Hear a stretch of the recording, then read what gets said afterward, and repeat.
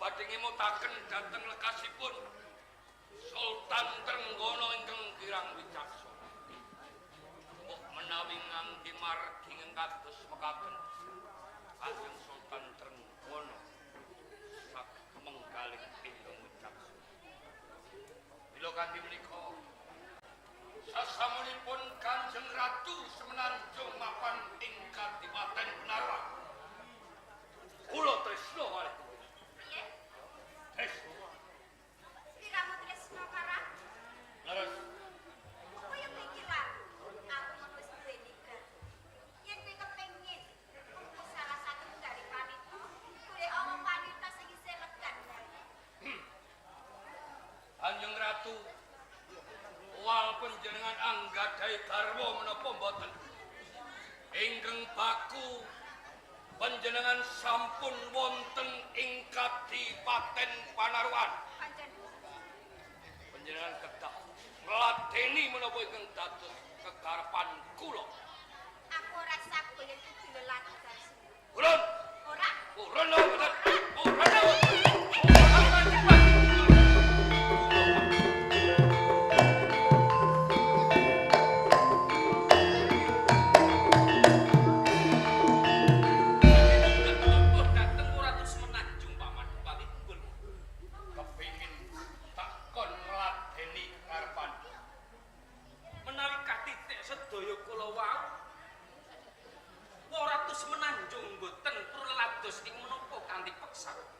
Kanthi lumakune ngangsa sithik baka sithik Kanjeng Ratu Semenanjung bakal gelem ngladeni karo aku bareng. Katuran pirsa Paman Dipati Tunggul kula. Karebet sak menika dados senopati kepengin boyongi Ratu Semenanjung saking astanipun Paman Dipati Tunggul kula.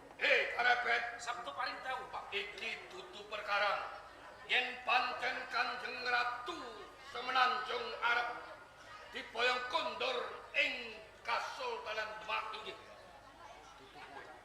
Maturana Sultan Trenggono ingkang supaya rawuh ana ing Kadipaten iki. Menawi wonten sip sembire dhateng kalijenganipun Rama Sultan Trenggono pemituhan manungsa.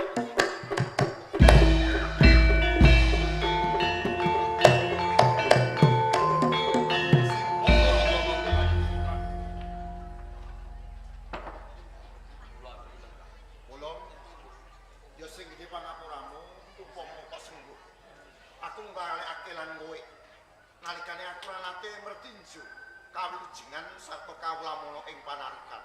Kabeh iki mau ora kasengaja nanging oking kewajiban kudu tak rampungake Kasultanan satemah aku durung bisa tumeka ana ing Kadipaten Panarukan. Inggih nyuwun pangapunten mbok pilih wonten lepatipun kula.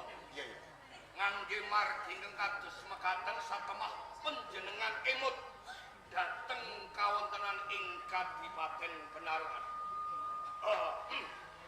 Kanjeng Sultan Tunggul Wolong, dening aku wis ngujuti apa sing dadi panyuwunmu. Saiki aku njaluk baline Kang Mbok Semenanjung bakal tak astu kundur ana ing Kasultanan Demak. nyuwun kunduripun Iya. Ratu Semenanjung. Waduh,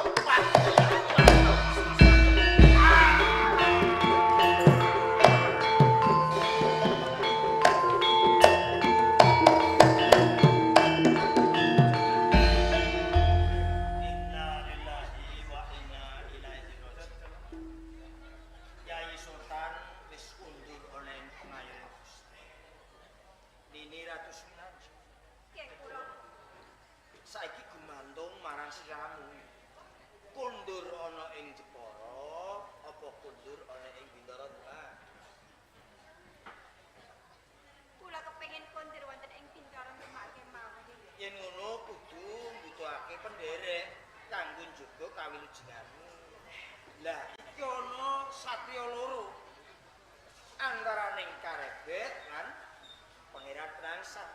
Pilihin salah siji kanggo penderekmu. Nuwun sewu lho. Nek Mas Ayu Semenanjung umpami panjenengan menika milih panderek kedahipun ingkang gagah piteksa kersanipun njagi kawilujengan panjenengan ing manginipun boten wonten ingkang ganggu lho.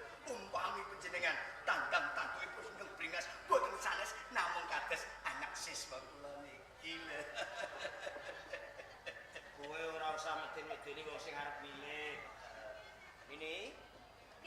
Mongso borong siramu pilihin salah siji antara perasa lan karebet. Kula milih kalian katakan karebet. Milih karebet. Bet, Satu iki poin. amanah tindakno dene.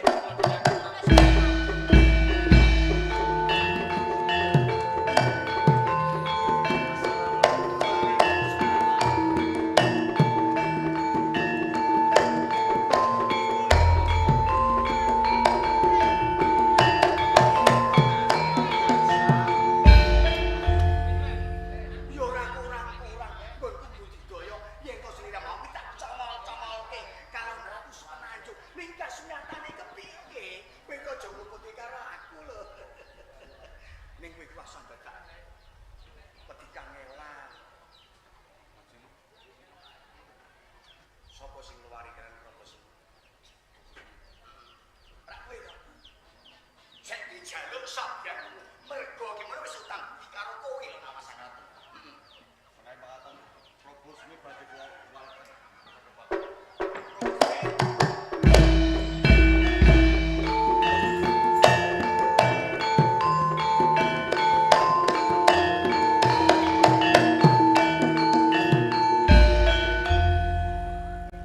Sing nguwalake kowe sok ing pakonjaran penaruhan Ronyo Mongak. Nang jemolo sapa kuwi? Kowe duweni utang budi kelawan aku. Laju kersane Kanggo nebus utang budimu kelawan aku. Napa nih? Lho setan kober. Ora sadar wedi propose-ne. Waling bromot setan kober saka rangkane. Ateges ora arep nyecek getehmu kuwi ora. Nanging tampan ana Laju. Robutun Partisoro karo bedone oncake gawane kasar. Lapati kae.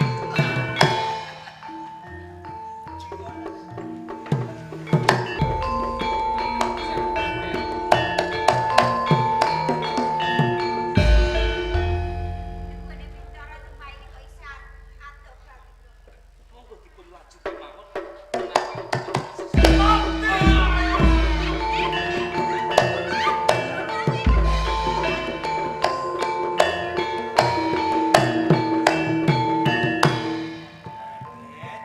Lah kok malah turun ke dalan.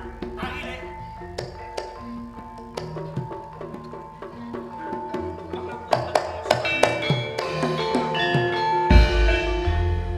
Mula wong kuwi aja sembrono ing laku.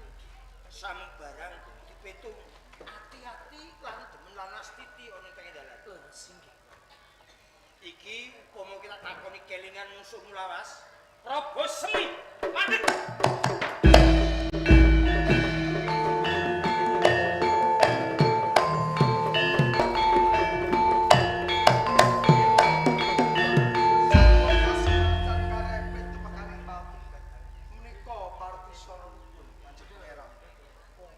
Yen pancen kaya ngono propose-ne. Randane karebet tak pasrahke kelawan pati.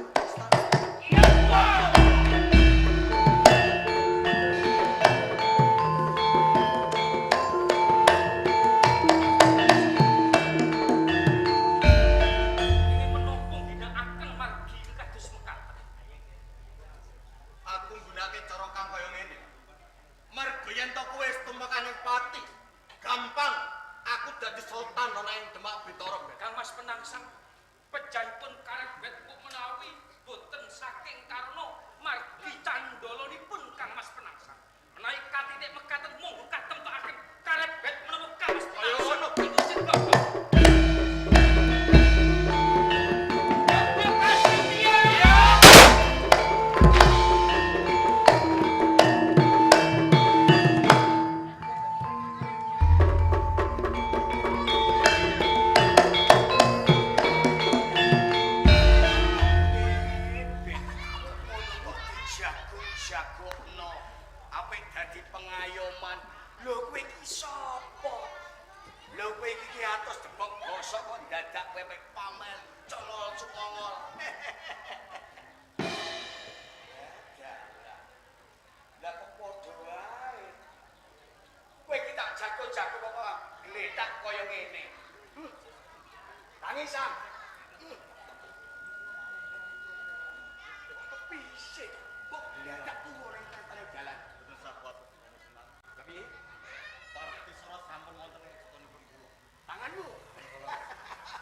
yen ngono ora sah dadak kesuwen bali dadi ratu wae. Rene ndi? Aku larang iki kok ya teko meneh. Gus, Kanjeng Sedekar. iki aja ngino bakul larang. Kowe mangan sate iso apa? Saka aku. Karep ndi? Lah ya bali dadi ratu to, anak siswa. Dadi ratu iki karep ndi? Mergo Parti Solo saiki mono ana ing tangane anak siswaku yo penangsak. Lah menurutku ora kok uripno. Lah nek umpamane kowe guru jaduk, guru sing sekti, kaya diuripno dhewe. Lah beda. Nek umpamane iki dhisik dadi siswaku, tak bleh dewek-dewek ya tetep urip meneh. Lho urip ngono kok. Nanti bewek-bewek mati. Ya mati ngono rek. Penangsang mati mang. Mati piye? Penangsang mati kowe mau. Ya urip. Lah jalan. Wis, kowe bali. Di Parti Solo. Aku wae. Pangapunten Rama Sunaka. Karep bae. Manapun Parti Sorka bat dening Prabu Semi langsung dipun paringaken lan Kang Mas Penangsa. Dadi Parti Solo direbut. Direbut rasa. Ora usah susah hatimu. Iki Parti Solo tenan ta ora? Cetok piye? Piye sang menangsa? Waca sik. Iki Parti Solo saking astanipun Nak Angger Ayu Semenanjung. Iki sapa? Yo kok Sultan Demak. Sultan Binoros pisanan ya. Lho, iya. Coba wocon sing buater ya. Kowe iki mundang kok ana wali sing pirangan. Muridku dadi ratu bisa. Nah iki bungkuse ora kanggo sing penting Iya ya. Parti Solo. Iya wocon sing buater. Aku pengen rungokno ben Iki surat kekajian. Surat kekajian mesti yo sastrane yo pinjul. Saka ngarsane Kanjeng Sultan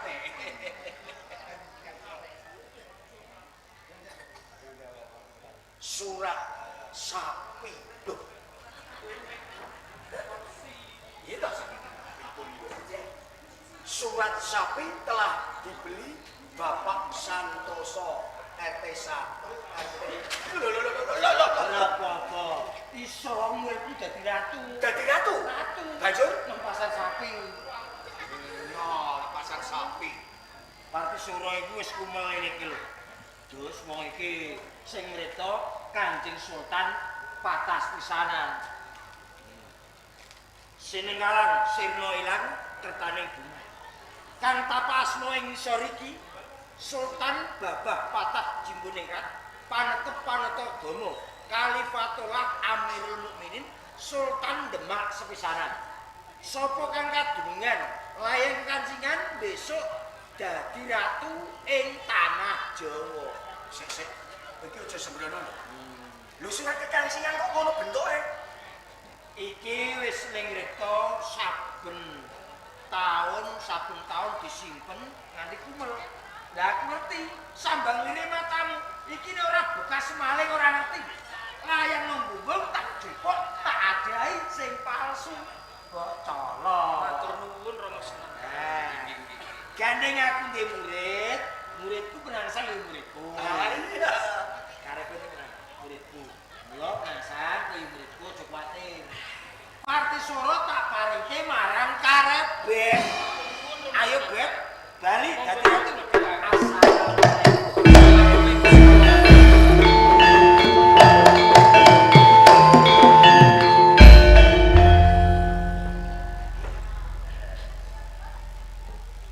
Lajeng terus pundi Rama Sunaka? Menawi karepet kelampan dados sultan wonten ing Demak menika. Kowe ora usah dadak kuwatir. Senajan to kepiye wae, yen to sing kajumenengake kalan karepet, mergo ki kajumengan Parti Solo. Kowe kudu eling. Saiki kowe bali ana ing Kakasi. Riandal kecu. Keklumboke batokan senori. Yen to kowe nyusun kekuatan wis timbang ana ing kasur Demak Bintara. Berontak. gawe rusuh, lengser gawe bawane. Menawi mekaten kula nyuwun pamit to.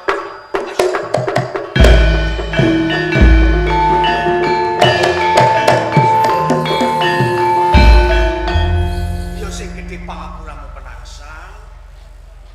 Pancen ora tak selaki. Toto gelar yen to aku ki mung balungi kelawan kowe. Yo senajan to kepiye wae.